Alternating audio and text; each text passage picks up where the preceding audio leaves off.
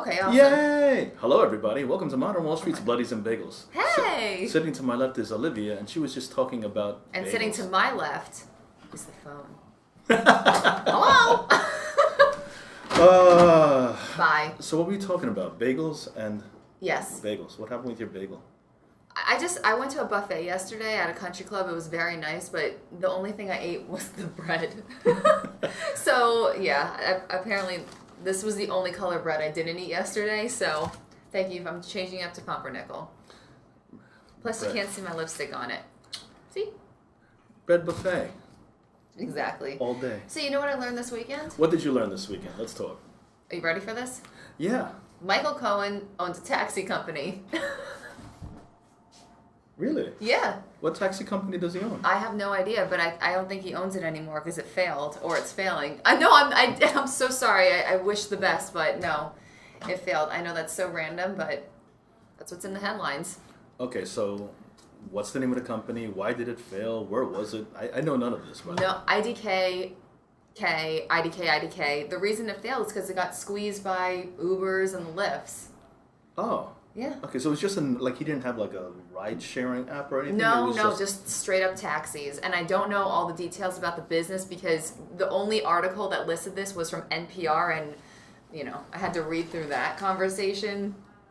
NPR. NPR is torture. I love NPR. Nobody nobody listens to NPR I except for listen- this woman and hipsters that say they do when they really don't. To be honest with you, it's they so don't. true. Hipsters do. Okay, anyway, hipsters or not, do New Yorkers take taxis anymore, or is it Uber? You're a straight up New Yorker. Tell me, James. New Yorkers tell me. don't take taxis because we like to save our money, so we take either the subway or we use an Uber because, you know, sometimes at night you don't want to be on the subway. Oh, that thing, the subway. Yeah, but the other thing with taxis, we don't do them because they're expensive. My friend said, and this is from a New Yorker, who's a new New Yorker, like 2 years, I'll take Uber unless it's surging, and I go to taxi for the most part, and if I'm drunk so I don't have to search for the right car. Would you agree with that? The drunk part, when, you know, those, Thank you, unknown source. those rare moments where I have had a little too much at a sporting event, yeah, I stumble out and look for a yellow car. It makes sense. I think you've thrown me in a But- taxi before after some Modern Wall Street karaoke. Perhaps, but at the same time, yeah, we don't use taxi cabs. Taxi cabs have one issue. What was that? She has another issue that has nothing to That's do with what you're taxi doing. cab. One issue. The problem with taxi cabs is it's too expensive. It makes no sense anymore. They're too behind the times. They should have had an app in the first place, and they have to compete in a marketplace with Uber and Lyft. They're not going to stand out anymore. They have to compete with millennials that don't have cash. They use this instead. Well, here's this. Lyft has a $200 monthly subscription plan, which has a wait list now. Does that make sense to you? No. Why? Why does it have what is the subscription plan? What does it entail? I guess it's unlimited. Lyft Unlimited, $200 a month. Wow, that would not work in New York. They would rape that. There has to be Really? limits. Really? Yeah, of course. Like what? Like a Lyft is give or take $10. What they, you know, $10 a day times 30 days a month. That's $300, not including tip. There's no way Lyft is making money doing that.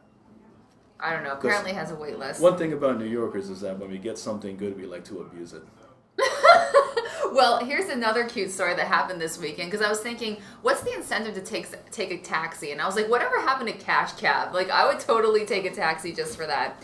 But a cute story this weekend, besides Michael Cohen's taxi company folding being disclosed by NPR, an Uber driver informed his rider, his passenger, that he was going to have an additional passenger with him, his hypoallergenic dog, and the story just totally took over social media, and now people are requesting Lyft to have drivers bring their dogs around because it was such a sensation. And it's so cute, the picture, the tweet, the dog is like in the passenger seat in the front, turned around, like staring at it. It's so cute.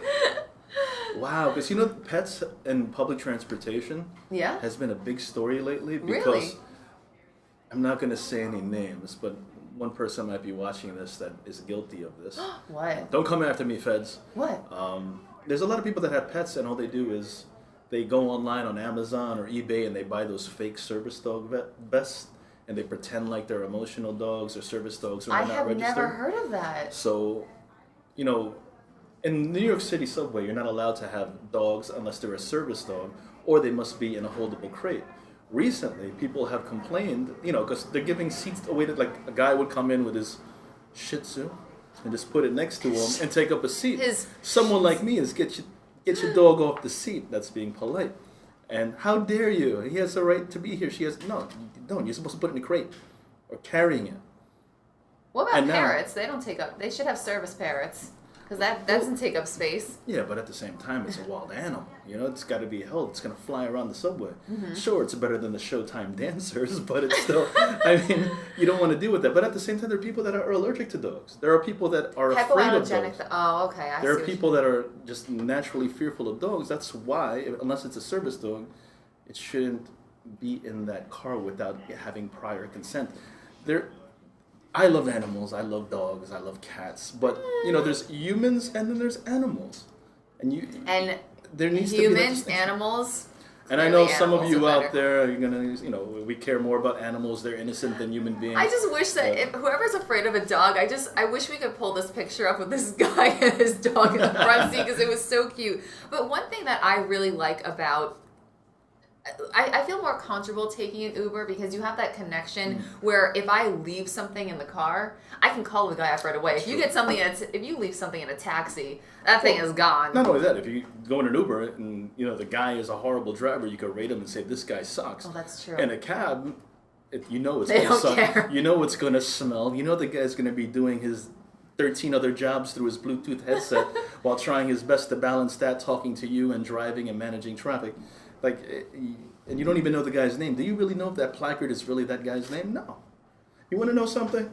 Sure. I never shared this before. We're not going to talk too long. My father was actually one of the few white New York City taxi drivers. What? Yeah, he drove a cab for about 3 to 4 years. Car number 4J41. Did it really? Yeah, they loved him because, you know, he was a white guy driving a cab in New York. That's very, very rare. That's like finding the Hope Diamond. I bet he had some. I bet he had some really funny stories. Oh, he had some great stories. You know? Stories that will either make you cringe, stories that'll make you laugh, stories like Crocodile Dundee. You call that a knife? This is a knife. You know, stuff like that. I have no idea what you mean. Yeah, you don't want to know. Okay. You'll never go in a cab again. But yeah, so I understand cabs a lot. And did you know, not to get too offsides, what? There's a lot of people that are killing themselves now that are cab drivers. No. Yeah. Why? Because they used to own the medallions. Now, that's the thing that Cohen had. Oh yeah, the medallion. So the medallions used to be worth millions. Yes, and now it's only like 200,000. Yeah, because they What didn't. is that? What's a medallion? So, real quick. Real quick. Here, New York City taxi cabs are owned by people that have these medallions. Those medallions are the little placards on top of the hood. Those medallions mean that I own it. You pay like $1 million to own it. Oh, and it's like owning a piece of property. But in New York back in the day, that was gold. You own a medallion, you could own that car and hire your own drivers and you collect off that medallion. Now that medallion, which used to be $1 million, is worth... It's 200 grand. And that's how much you have to buy it for. Now it's worth nothing. Because the people that used to have 3, 4 and retire and go back home to Guyana or anything, you know, they had that as their retirement plan. Yeah, I think he had like 14 of them. Scraps. So he had about $14 million. Oh. All gone. Dangity dong. Because people use their phones, and I do that too. And speaking of phones, just real quick, a fun fact, because I love to do that. What's the weirdest thing you ever left in a taxi? Oh man. Because Uber has a list. I off the top of my head, I don't know. I know once I did leave a basketball. That probably would make this list because their top list: bulletproof vest, divorce papers. Ooh. Maybe that was on purpose. Yeah, definitely. Nordic walking poles and a diary. That'd be awesome. Could you imagine? You wouldn't have to go to any more open houses and read people's diaries because no one does that, right? Nobody writes diaries anymore, do they? I don't know. Do you have a diary? Yeah. I have a rap book. Yo, before we go, son, the boss has got to spit some bars. Next Monday, I'll try to bring my rap book in. All right, and that's a wrap. Guys, thanks for joining us for Bloodies and Bagels. Cheers, my man. Guys, thank you very much. See you soon. Bye.